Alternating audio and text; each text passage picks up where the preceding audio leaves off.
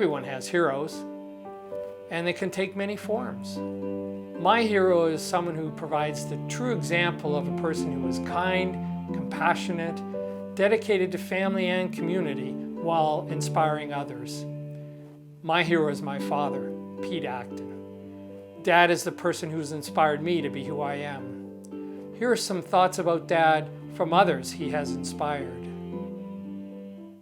Pete had a very engaging kind of personality. He was always interested in people and interested in what they did, interested in what involvements they had in community. At the board table, as Vice President of the Board of Governors of Plainfield Community Homes, he held me to account.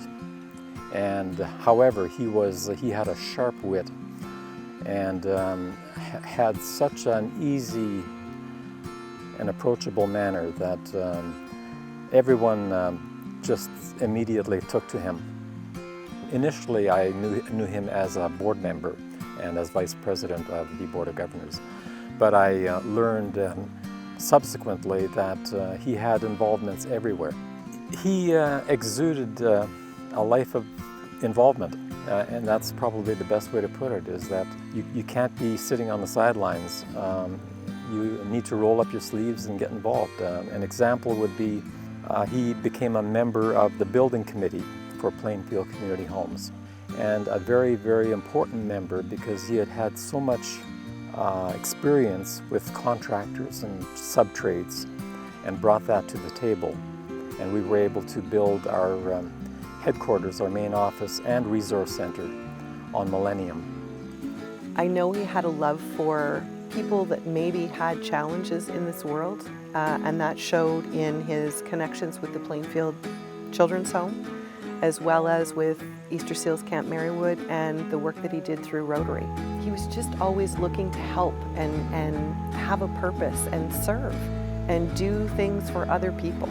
Pete and my father had a common love for Easter Seals Camp Marywood, where children with disabilities get to experience all the same activities that able-bodied children get to experience in the summertime when they go to camp. And Pete and my dad, they both loved that project. So a group of Rotarians and friends would travel there for a weekend every spring, and they would work hard. It was a labor of love, absolutely a labor of love, cleaning up the camp and preparing it for the children to come in the summer and enjoy this beautiful property. I can still see Pete, to be honest, hobbling around the camp. I'm not sure what his issue was, but I know he was having trouble with a foot or a leg or a hip or something at the time. Never slowed the man down. Always smiling, working hard, pitching in, and it was hard physical work.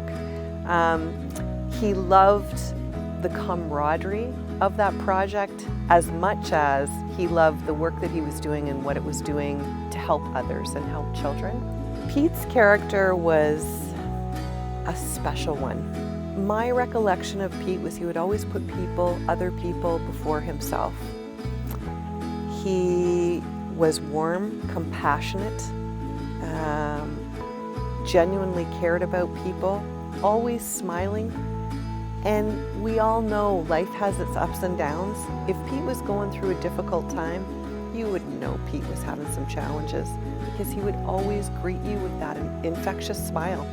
He was a very, very special man, and I feel honestly blessed to have known him and that our paths crossed in this life.